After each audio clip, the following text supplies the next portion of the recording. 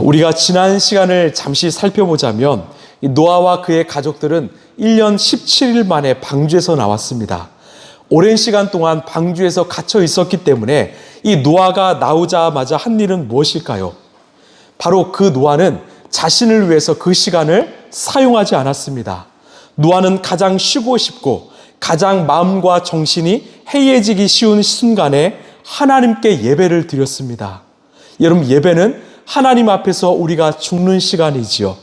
예배는 우리의 삶을 온전히 주님께 드리는 시간이지요. 하나님은 그 노아의 삶을 기쁘게 받아 주셨습니다. 그리고 그에게 무지개를 보여주시면서 이제 다시는 홍수로 사람을 멸하지 않겠다고 약속하셨습니다. 이런 왜 무지개였을까요? 세 가지지요. 먼저 무지개는 아름답습니다. 즉 하나님의 구원은 이처럼 아름답다라는 것입니다. 또한 무지개는 신비롭지요. 우리를 구원하시기 위하여 하나님께서 아들 예수 그리스도 이 땅에 보내시고 십자가에 달려 죽으시고 부활하게 하신 그 모든 과정이 얼마나 신비롭습니까? 구원은 이처럼 신비로운 거지요. 마지막으로 무지개는 참 크지요. 이처럼 하나님의 구원은 커서 하나님께서 구원하지 못할 인간은 아무도 없다는 것입니다. 이 무지개는 하나님의 구원을 상징하는 아주 예표였던 것이죠. 여러분, 우리가 할 일은 무엇일까요? 그 약속을, 그 주님의 말씀을 우리가 믿으면 됩니다. 이것이 얼마나 은혜인지 몰라요. 우리가 구원받기 위해서 어떤 어려운 일을 해야 되는 것이 아니라, 많은 것을 바치는 것이 아니라, 우리가 그 주님의 약속을 믿기만 하면 우리는 구원받을 수 있다는 것입니다. 더 나아가서 우리가 예수님을 믿어서 구원받은 것처럼 이제 우리가 이 시대의 노아가 되어서 많은 사람들에게 구원의 손길을 내미는 그런 사명을 잘 감당하는 우리 모두가 되길 소망합니다. 우리 18절, 19절 함께 읽겠습니다. 시작. 방주에서 나온 노아의 아들은 셈과 함과 야벳이다. 이 세 사람의 노아 아들인데 이들에게서 인류가 나와서 온 땅 위에 퍼져 나갔다. 아멘. 이 노아가 방주에서 나왔을 때 그의 세 아들도 함께 나왔습니다. 이제 하나님께서 이 노아를 중시조로 쓰시면서 새롭게 역사를 시작하시면서 이 노아의 아들들을요, 이 민족의 조상으로 삼으셨습니다. 그들이 조상이 되어서 온 천하로 이제 흩어지게 하실 계획을 갖고 계셨지요. 그런데 오늘 우리가 주목해야 될 사실은요, 하나님께서 이 노아의 아들들의 이름을 직접 언급하셨다라는 것입니다. 지금까지 그 노아의 아들들은요, 그냥 세 아들들이라고 불렸습니다. 그러나 방주에서 나오자마자 하나님께서는 그 노아의 아들들의 이름을 직접 언급하셨지요. 그 아들의 이름은 셈과 함과 야벳이다. 여러분, 이것은 어떤 의미일까요? 우리가 세상에 태어나면 먼저 우리는 누군가의 자식으로 불립니다. 노아의 아들들처럼 누구의 아들, 누구의 딸로 살아가지요. 그러다가 우리가 성인이 되면 어떻게 됩니까? 이제는 누구의 자식이 아니라 자기 이름으로 불림받고 살아야 합니다. 이런 어떤 부모가 좋은 부모일까요? 자녀가 성인이 되었을 때 자기 이름대로 살 수 있도록 도와주는 부모가 아주 좋은 부모인 것입니다. 다시 말해서 자녀가 스스로 자립할 수 있도록 도와주는 부모가 좋은 부모이지요. 만약 노아의 아들들이요, 셈과 함과 야벳으로 불리지 않고 끝까지 노아의 아들들로 불렸다면 이것은 노아가 그 자녀들을 잘못 양육한 것이지요. 노아는 방주를 지으면서 또 방주 안에 살아가면서 이 아들들이 하나님 앞에서 단독자로 선 신앙인이 될 수 있도록, 인생의 자립인이 될 수 있도록 잘 양육했다라는 것을 우리는 알 수 있습니다. 여러분, 요즘 우리나라는 어떠할까요? 우리의 자녀들이요, 자기 이름으로 살지 못하고 있습니다. 제가 이 신문 기사를 보니까 대학교 1학년이 되었는데 이 수강 신청을 잘못한 거예요.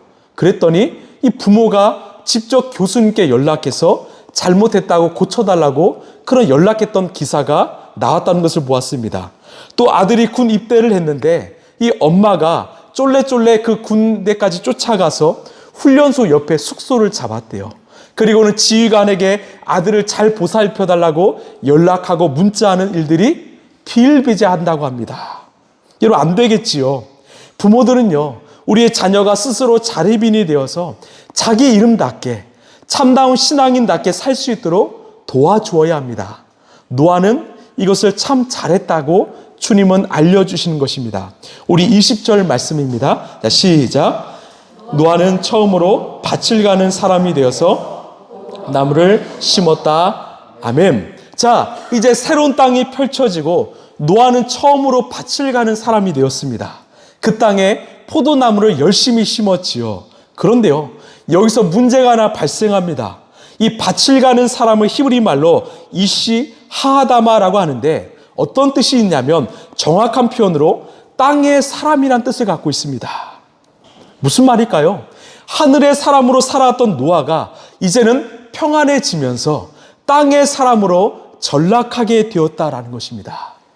그의 마음이, 그의 삶이 지금 변질된 것을 우리는 알 수 있습니다. 우리 21절입니다. 시작. 한 번은 노아가 포도주를 마시고 취하여 자기 장막 안에서 아무것도 덮지 않고 벌거벗은 채로 누워 있었다. 아멘. 이 노아가 포도주를 마셨습니다. 우리 기독교에서는 사실 이 술을 마시는 것은 금하지만 이 중동은 물이 대부분 석회수이기 때문에 이 포도주를 마치 물처럼 음료수처럼 마시지요. 그런데 문제는 무엇입니까? 노아가 포도주를 마시고 취했다라는 거예요. 이 원어 성경에서는요, 노아가 이 포도주와 뗄래야 뗄 수 없는 사이가 되었다라고 이야기합니다. 무슨 말일까요? 매일 날마다 노아는 술에 취해 살았다는 것을 의미합니다. 여러분, 노아는 평소처럼 술에 취해 있었고 이날은 장막 안에서 이 벌거벗은 채로 누워 있었습니다. 그 노아의 모습은 바로 자기 통제력을 상실한 아주 안타까운 모습으로 전락한 것이죠. 여러분, 20절에서 노아를 땅의 사람으로 표현한 의미가 무엇일까요? 노아는 본래 하나님의 하늘의 사람이었습니다. 방주 안에서도요, 이 창문을 통해서 하늘을 바라보며 하나님을 찾았던 하늘의 사람이었습니다. 세상 많은 사람들이 하나님의 음성을 들을 수 없었지만 노아만은 유일하게 하나님의 음성을 들을 수 있었던 하늘의 사람이었습니다. 그런 노아가 이제는 땅을 섬기는 땅의 사람이 되었습니다.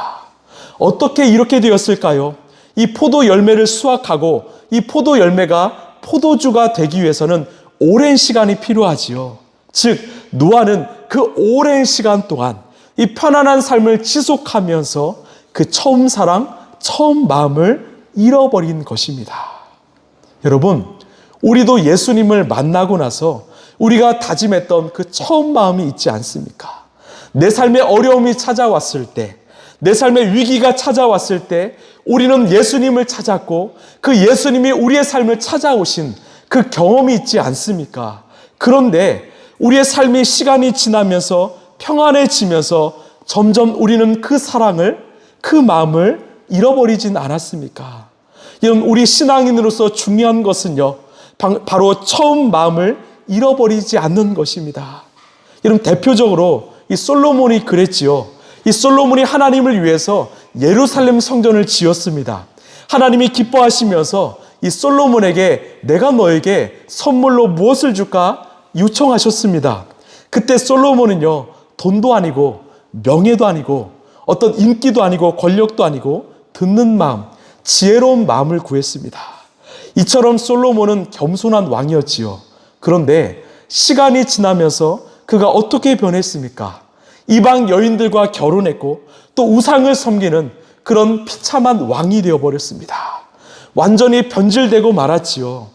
제가요, 늘 날마다 반복하며 하는 기도 제목이 있습니다. 하나님, 제가 라이프처치를 개척했을 때 주님이 저에게 주신 그 마음, 그 처음 마음을 잃어버리지 않게 하여 주옵소서. 제가 한 영혼을 정말 천하보다 귀한다는 그 마음, 예수님을 향한 그 사랑을 잃어버리지 않게 하여 주옵소서. 여러분, 이 기도가 우리 모두의 기도가 되길 간절히 소망합니다. 우리가 그 주님과의 첫사랑, 그 처음 마음을 잃어버리지 않게 되길 원합니다. 우리 22절 함께 읽겠습니다. 시작. 가나안의 조상 함이 그는 바깥으로 나가서 두 형들에게 알렸다. 아멘. 그 아버지의 장면을 함이 보았습니다. 그리고 이 사실을 형인 셈과 야벳에게 알렸지요. 여기서 이 알렸다의 히브리어 와게드는요, 어떤 뜻이냐면 이 비밀을 누설하다, 이 배신하다라는 의미를 갖고 있습니다. 무슨 말이냐? 함은요, 그 아버지의 수치스러운 그 사실을 숨기지 않았습니다. 마치 조롱하듯이 놀리듯이 알렸던 것이죠. 즉 함에게는 아버지에 대한 존경심이 아니라 비난하고 조롱하는 마음이 가득했다라는 것입니다. 시간이 지나서 노아가 이 사실을 알았습니다. 그래서 함은 어떻게 되었습니까? 우리 25절입니다. 시작. 이렇게 말하였다. 가나안은 저주를 받을 것이다. 가장 천한 종이 되어서 저의 형들을 섬길 것이다. 아멘. 이 노아가 저주했지요. 함의 아들 가나안은 천한 종이 되어서 형제들을 섬기게 될 것이다. 여러분, 우리 하나님께서 누군가를 비난하는 말을요, 굉장히 싫어하십니다. 왜요? 사람은 사랑의 대상이고 구원의 대상인데 우리가 누군가를 비난함으로써 그 사람이 주님께 돌아올 길이 막히기 때문이지요. 또한 모든 사람은 하나님의 형상으로 지음받은 존재인데 그 사람을 하나님이 사랑하시는데 우리가 그 사람을 향해서 비난한다면 곧 하나님께 하는 행동과 동일하기 때문입니다. 이런 어떤 상황에서도 우리 입술을 지키시길 바랍니다. 어떤 경우에서도 우리 입술에서 어떤 불평과 불만의 말이 아니라 선한 말, 소망의 말, 사랑의 말이 흘러나오길 간절히 소망합니다. 우리 23절입니다. 시작. 셈과 야벳은 겉옷을 가지고 가서 둘이서 그것을 어깨에 걸치고 뒷걸음쳐 들어가서 아버지의 벌거벗은 몸을 덮어드렸다. 아버지의 벌거벗은 몸을 보지 않으려고 얼굴을 돌렸다. 아멘. 자, 이 함으로부터 그 이야기를 듣자마자 이 겉옷을 가지고 아버지의 몸을 보지 않으려고 뒷걸음질 치면서 들어갔다라고 이야기합니다. 여러분, 이 구절을 통해서 우리 하나님은요, 우리에게 무엇을 깨닫길 원하실까요? 이런 노아의 아들은요, 딱 3명입니다. 그런데 다 똑같지 않았다라는 것입니다. 2명은 바르게 자랐지만 1명은 삐뚤어지게 자랐다라는 거죠. 왜 그랬을까요? 그 원인은 그 아버지였던 노아에게 있습니다. 그 노아가 땅의 사람으로 전락했기 때문이죠. 이런 부모는 자녀들에게 삶의 이정표입니다. 우리의 자녀들은요, 이 부모의 말과 행동을 통해서 인생을 배웁니다. 노아가 방주를 만들고 그 안에 있던 순간에서는 그 노아는 믿음의 아비였습니다. 그러나 그가 방주에 나와서 이 편안한 삶을 유지하면서 땅의 사람이 되었을 때 그의 삶을 통해서 한 자녀는 그의 삶이 잘못되었음을 그 성경은 오늘 말하고 있는 것입니다. 그렇습니다. 우리 모두가 하나님 안에서 바른 믿음과 신앙을 가져야 되는 이유는요, 우리의 삶을 영향받는 우리의 자녀들과 우리의 이웃들이 있다라는 것입니다. 그래서 우리 한 사람의 인생은요, 단순히 한 사람의 인생이 아니라 온 가족의 인생임을 여러분 기억하시길 바랍니다. 그래서요, 우리가 어디에 있든지 무엇을 하든지 늘 코람데오로 바르게 신실하게 살아가는 하나님의 자녀 되길 간절히 소망합니다. 오늘 하나님은요, 그 아들 함의 타락은 바로 아버지 노아의 책임이라는 것을 우리에게 일러주시는 것입니다. 자, 우리 25절입니다. 시작. 노아는 술에서 깨어난 뒤에 작은 아들이 자기에게 한 일을 알고서 이렇게 말하였다. 가나안은 저주를 받을 것이다. 가장 천한 종이 되어서 저의 형제들을 섬길 것이다. 아멘. 드디어 노아가 술에서 깨어났습니다. 그리고 그에게 일어난 일을 잘 알게 되었습니다. 결국 노아는 아들 함의 족보를 저주하게 되었습니다. 여러분, 좀 이상하지 않습니까? 사실 그 잘못의 근원은 이 노아인데 왜 자신을 조롱한 아들을 저주했을까요? 이 저주는요, 아들 함에게만 한 저주가 아니기 때문입니다. 여러분, 세상에 어떤 아버지가 아들이 저주받는 것을 좋아할까요? 괜찮아 할까요? 이 저주는 함에게만 임한 저주가 아니라 바로 노아 자신에게 임한 저주이기 때문입니다. 왜요? 자식의 고통을 바라볼 때 아버지의 마음은 더 아프기 때문이죠. 결국 한 사람의 잘못이 이 가족을 무너뜨릴 수 있다라는 것입니다. 우리 26, 27절입니다. 시작. 그는 또 말하였다. 셈의 주 하나님은 찬양받으실 분이시다. 셈은 가나안을 종으로 부릴 것이다. 하나님이 야벳을 크게 일으키셔서 셈의 장막에서 살게 하시고 가나안은 종으로 삼아서 셈을 섬기게 하실 것이다. 아멘. 그 아버지의 치부를 가려준 이 셈과 야벳은 축복을 받았습니다. 먼저 셈은요, 하나님은 찬양을 받으실 분이시다. 즉 하나님께서 셈의 하나님이 되어주신다고 약속하셨습니다. 결국 이 셈의 족보에서 누가 나왔습니까? 아브라함이 나오고 다윗이 나오고 마지막에는 예수 그리스도가 나왔습니다. 이처럼 셈은 놀라운 축복을 받았지요. 또한 야벳은요, 이 셈의 장막에서 살게 하셨습니다. 어떤 의미냐면 바로 셈이 받은 은혜를 나누어 받게 된다라는 의미입니다. 결국 셋은요, 훗날 어떻게 되었을까요? 이 셈의 후손들은요, 아시아와 중동 지역의 사람들이 되었고 이 야벳의 후손들은요, 유럽 지역의 사람들이 되었습니다. 그래서 이 셈의 후손인 사도 바울이 2차 전도 여행 때 유럽 지역에 이 복음을 전했던 것이죠. 이 창세기 9장 27절의 말씀이 훗날 이루어지게 되었습니다.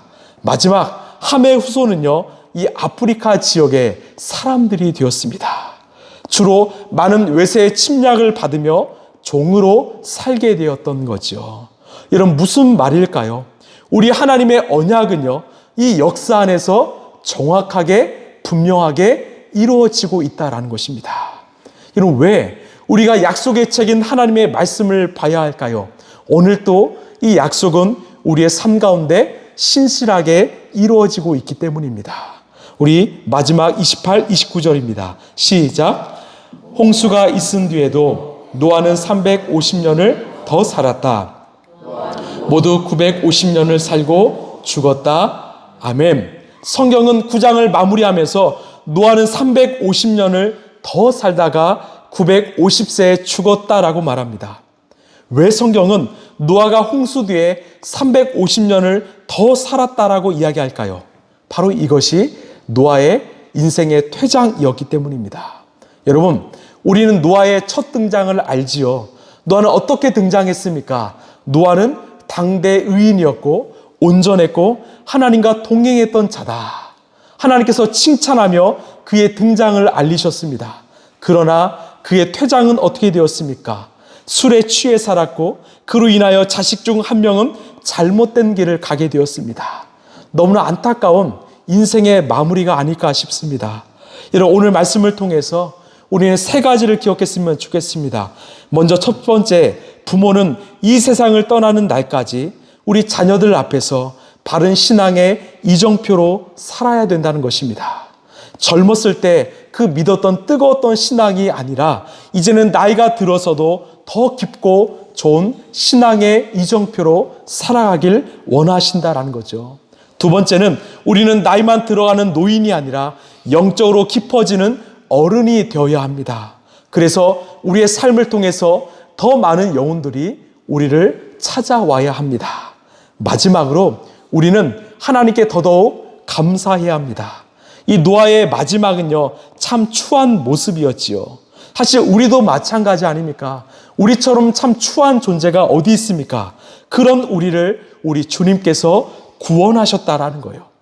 구원하심으로 우리에게 새로운 삶을 허락하셨습니다. 다시 바른 삶을 살 수 있는 길을 열어주셨다라는 거예요.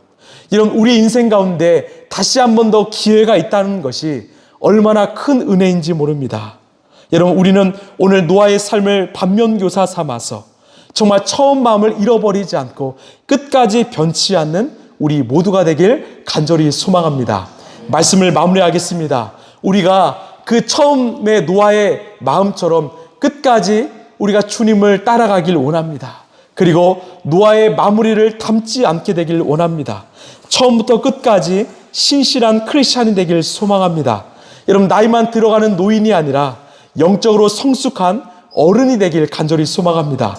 또한 누군가에게 우리의 자녀들에게 바른 신앙의 이정표가 되어주시길 소망합니다. 사랑하는 성도 여러분, 땅의 것이 아니라 하늘의 것을 소망하면서 마지막까지 하나님께 칭찬받는 그런 믿음의 사람이 되시길 간절히 축원합니다.